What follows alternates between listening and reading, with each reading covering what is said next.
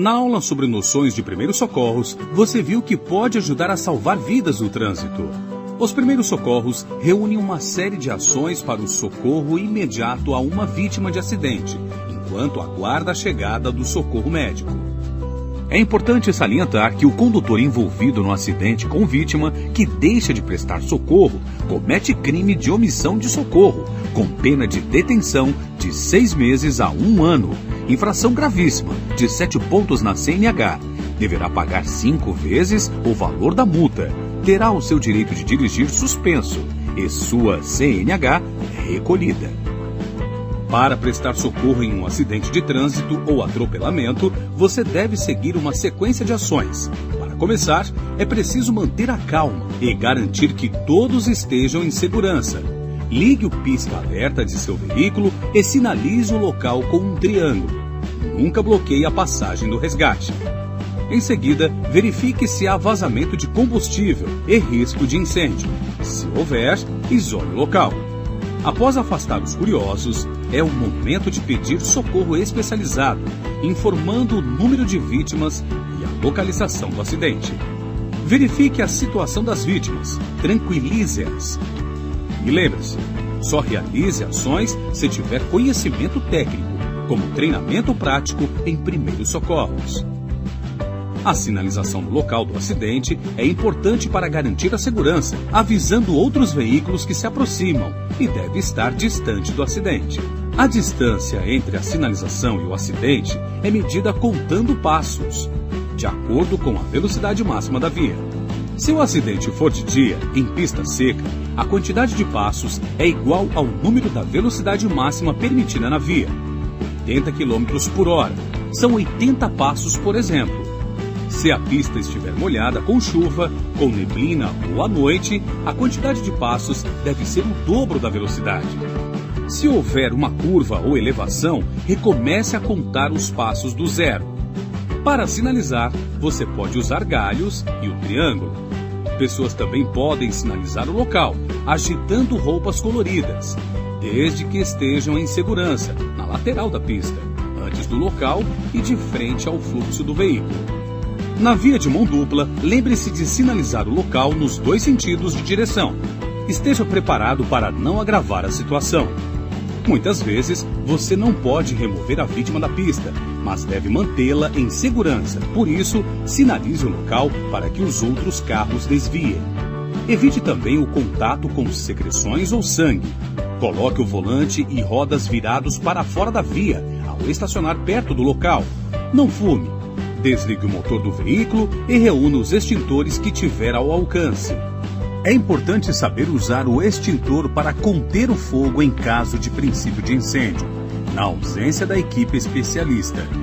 O extintor mais comum é o tipo ABC. Manuseie-o como um spray de tinta, sempre na vertical, direcionando o jato para a base das chamas. Chamar o socorro especializado é um passo importante.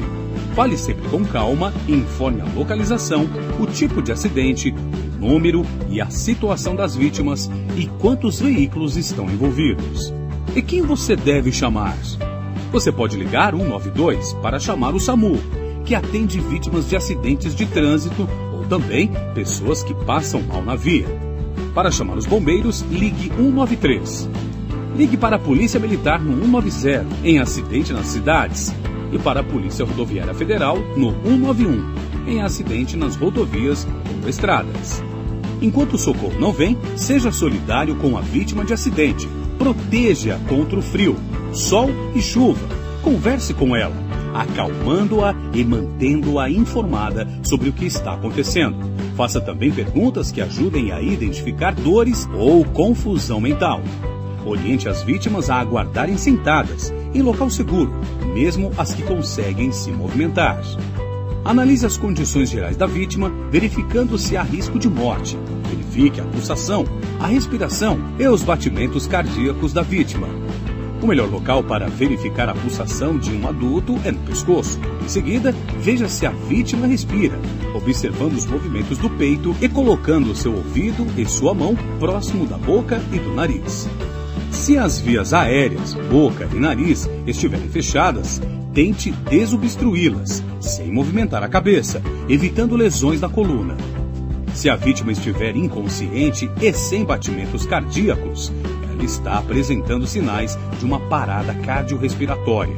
Nesse caso, a equipe de socorro fará a massagem cardíaca.